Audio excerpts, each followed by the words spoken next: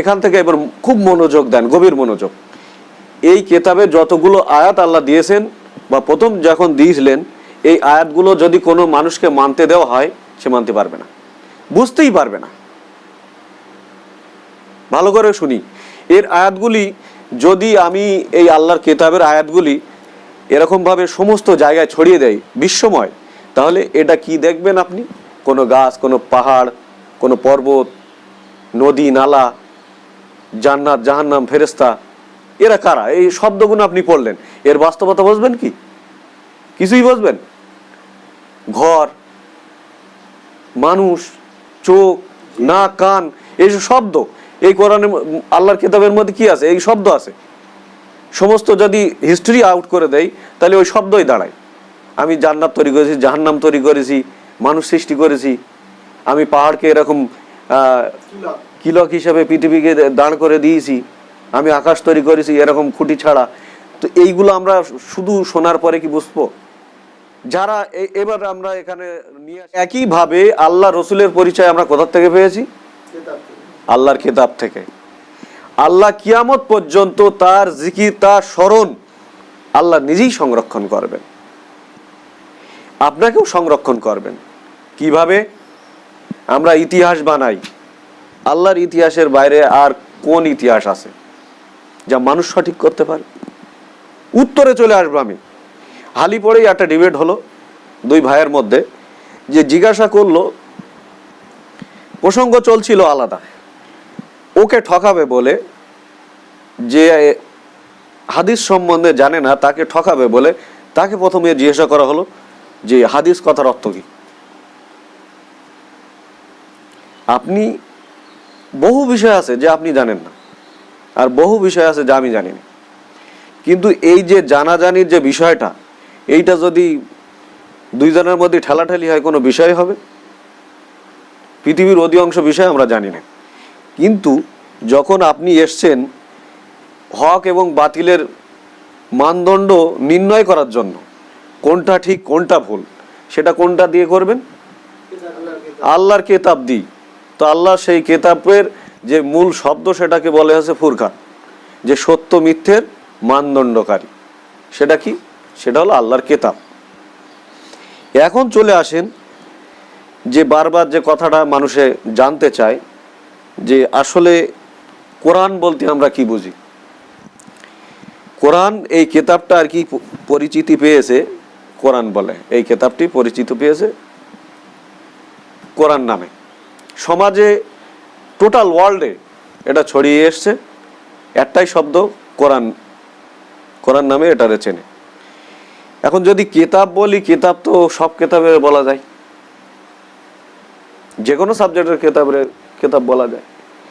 কিন্তু ধরে নেন আপনি একটা লাইব্রেরিতে গিয়েছেন, তো সেখানে গিয়ে যদি আপনি বলেন ভাই একটা কেতাব দেন, তো সেই ব্যক্তি কি জিজ্ঞেস করবে আপনাকে? কোন সাবজেক্ট নেবেন? কেতাব তো সবই, কোন কেতাব নেবেন? আপনি বলেন ইতিহাস, ভূগোল, বিজ্ঞান, রাষ্ট্রবিজ্ঞান, সায়েন্স বিজ্ঞান, যেটা আপনি নেবেন তার নাম বলতে হবে। এইবার চলে আসি যে কথায় গিয়ে মানুষ আটকে যায়, সেটা হলো এই যে আল্লাহর কেতাব সমস্ত সাবজেক্ট রাখে আল্লাহর কেতাবের মধ্যে। এই সমস্ত কেতাব আল্লাহ সাবজেক্ট রাখার জন্য সমস্ত নামও তাহলে আল্লাহর কেতাবের মধ্যে চলে আসবে, হ্যাঁ কি না? যখন আল্লাহ বলছে জমিনে এবং আসমানে যা কিছু আছে তা আমার কেতাবে বর্ণিত, বা বলে দিয়েছি আমি, কোনো কিছু গোপন রহস্য ভেদ নেই যে আল্লাহর কেতাবে নেই, কথাটা হলো এটা। তাহলে কোনো সাবজেক্ট কি আল্লাহর কাছে বাদ গিয়েছে? না, আল্লাহর চাইতে সাবজেক্ট আমরা বেশি জানি। তাহলে সেই সাবজেক্টের যে নামটা দিয়েছেন, সেই নামগুলি আমি আপনাদের সামনে এবার বলবো। কোরআন নামে যেটা আমরা গবেষণা করে পেয়েছি, সেটা হলো পঠিত বা পড়া। কোরআন মানে পড়া, আর কেতাব মানে কি? কেতাব যা লিখিত হয়, লেখা জিনিসকে কি বলে? কেতাব। তো এই কিতাব এখন যদি আমরা বলি এটা কি, তা আমরা বলতে গিয়ে এটা আল্লাহর কিতাব, এক বাক্যে যারা কিতাবদারি তারা কি জানবে, এটা আল্লাহর কিতাব। তো এখন কিতাবের যে বিষয়টা দাঁড়িয়েছে, যে কিতাব মানে লেখা বা লিখিত জিনিসকে কিতাব বলে। এখন বিষয় হচ্ছে যে সাবজেক্ট,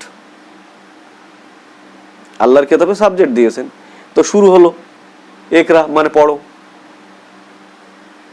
পড়া। কোরআন মানে পড়া, এই শব্দ অনেক জায়গায় এসছে যে কোরআন মানে পড়া। এবার আরেকটা শব্দ যেটা বলে মানুষ, তরাত বা তরা বা টোরা, অনেকগুলো শব্দ আছে ইংলিশে হিব্রুতে বিভিন্নভাবে মানুষ, বাংলায়ও তরাত বলতে গিয়ে অন্য একটা শব্দ তৈরি হয়ে যায়। তো এখন তরাত শব্দ আল্লাহর কিতাবে কি বোঝানো হয়েছে, তার আগে আমি এই বিষয়ে দুইটা কথা বলবো, বেশি না। এক, আল্লাহ যখন কোনো কথা বলেন তার কিতাবের মধ্যে, তখন সেই কিতাবের যখন কোনো শব্দ বলার পরে তার বিস্তারিত তার তলায় তার ঘটনাটা লিখে দেন। একটা শব্দ দিয়ে কোনো কিছুকে বোঝানো যায় না, একটা শব্দ দিয়ে কোনো কিছু বোঝায় না। যেমন ধরেন আপনাকে জিজ্ঞাসা করলাম ওখানে গিয়েছিলেন, আপনি সারা জীবন চিন্তা ভাবনা করলে এই কথার উত্তর খুঁজে পাবেন না।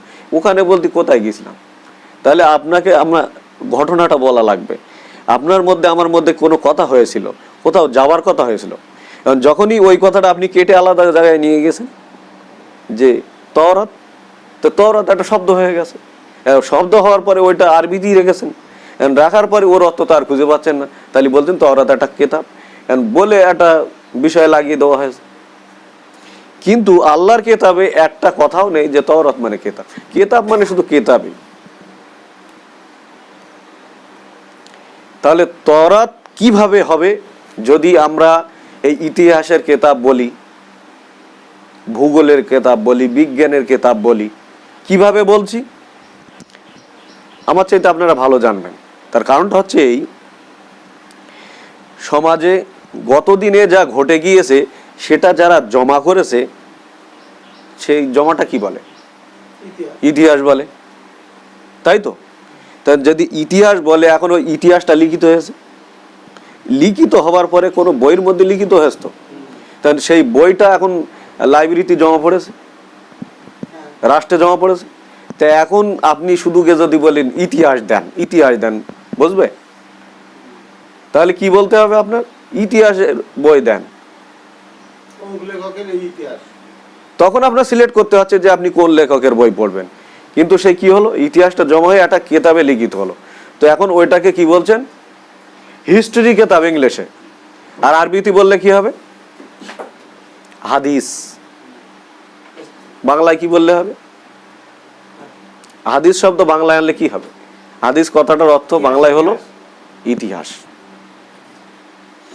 এবার এখান থেকে দুইটা কথা আবারও ভাগ হয়ে যাচ্ছে। কি, এক, মানুষই সংরক্ষিত করেছেন ইতিহাস, সেটা রাষ্ট্রেও আছে, প্রত্যেক রাষ্ট্রে আছে, এখনো করেন, কিয়ামত পর্যন্ত করে যাবেন। এবং আল্লাহর কিতাবেও ইতিহাস আছে, যেটাকে আহসানাল হাদিস বলা হয়েছে। তার উত্তর আমি দিচ্ছি। এই কিতাবে যতগুলো আয়াত আছে, এখান থেকে এবার খুব মনোযোগ দেন, গভীর মনোযোগ। এই কিতাবে যতগুলো আয়াত আল্লাহ দিয়েছেন বা প্রথম যখন দিয়েছিলেন, এই আয়াতগুলো যদি কোনো মানুষকে মানতে দেওয়া হয়, সে মানতে পারবে না, বুঝতেই পারবে না। ভালো করে শুনি, এর আয়াতগুলি যদি আমি এই আল্লাহর কিতাবের আয়াতগুলি এরকমভাবে সমস্ত জায়গায় ছড়িয়ে দেয় বিশ্বময়, তাহলে এটা কি দেখবেন আপনি, কোনো গাছ, কোনো পাহাড়, কোনো পর্বত, নদী, নালা, জান্নাত, জাহান্নাম, ফেরেশতা, এরা কারা? এই শব্দগুলো আপনি পড়লেন, এর বাস্তবতা বুঝবেন কি? কিছুই বুঝবেন? ঘর, মানুষ, চোখ, নাক, কান, এই শব্দ এই কোরআনের আল্লাহর কিতাবের মধ্যে কি আছে, এই শব্দ আছে। সমস্ত যদি হিস্ট্রি আউট করে দেয়, তাহলে ওই শব্দই দাঁড়ায়। আমি জান্নাত তৈরি করেছি, জাহান্নাম তৈরি করেছি, মানুষ সৃষ্টি করেছি, আমি পাহাড়কে এরকম কিলক হিসেবে পৃথিবীকে দাঁড় করে দিয়েছি, আমি আকাশ তৈরি করেছি এরকম খুঁটি ছাড়া। তো এইগুলো আমরা শুধু শোনার পরে কি বুঝবো? যারা এবার আমরা এখানে নিয়ে আসি প্র্যাকটিক্যালে, যারা কোনো স্কুলে যায়নি, কোনো হিস্ট্রি জানে না, কোনো জ্ঞান বিজ্ঞান সম্বন্ধে কোনো জ্ঞান নেই, তাকে এখন যদি বলা হয় এই আকাশটাকে আল্লাহ খুঁটি ছাড়া সৃষ্টি করেছেন, বিশ্বাস করবে? সে তো ওই বিষয়ে কোনো জ্ঞানই পায়নি, তা বুঝবো কি আর বিশ্বাস করবে কি? এই পৃথিবীটা যে ভাসমান, যে মহাশূন্যে ভাসছে, সেই ব্যক্তির সঙ্গে কি সম্পর্ক যে চাষাবাদ করে আর কোনো বিষয় সম্বন্ধে জানেন, কোনো সৃষ্টি রহস্য সম্বন্ধে জানেন? এই কেতাব কি তার কোনো উপকার করবে? ভালো করে চিন্তা ভাবনা করেন। এই শব্দগুলো কোনো মানুষকে দেওয়া হলে কোনো মানুষ কি চলতে পারত? তাহলে আল্লাহ কি করেছেন? আল্লাহ এই কেতাব মানুষের কাছে বোঝানোর জন্য আল্লাহ কেতাব নাজিল করেছেন, কেতাব পাঠিয়েছেন, নবী পাঠিয়েছেন এবং তাদেরকে দিয়েছেন হিকমা। এই কেতাব বিশেষভাবে উপলব্ধি করে এর পরিচালনা সম্বন্ধে বোঝা, যে শব্দ সমাজে কিভাবে পরিচালনা হয়, কিভাবে করতে হয়, তার নিয়ম বন্টন শিখেছেন আল্লাহ রসুলদের দিয়ে। সেই রসুলদের দিয়ে যতগুলো কাজ, উত্তম কাজ হচ্ছে, সেইগুলো আল্লাহ জমা করতেন। নিশ্চয়ই আমি এটাকে জমা করেছি। তাহলে তো একটা রসুলের জীবনী জড়ো করলি তো আর প্রয়োজনই ছিল না রসুল আনার। ভালো করে বুঝি। তাহলে তিনি কি করলেন? ধারাবাহিকভাবে আল্লাহর কথাকে যখন চেঞ্জ করে দেয় মানুষ, তখন আবার রসুল পাঠায় বিশেষ জ্ঞান দিয়ে। এবং মানুষদের মধ্যেও আছে যাদেরকে বোধশক্তি সম্পন্ন ব্যক্তি বলা হয়েছে। এরা কারা? যারা আল্লাহর হুকুম প্রতিনিয়ত পালন করে এবং আল্লাহর দ্বীনের রাস্তায় যারা জীবন দেয়, এরা তার।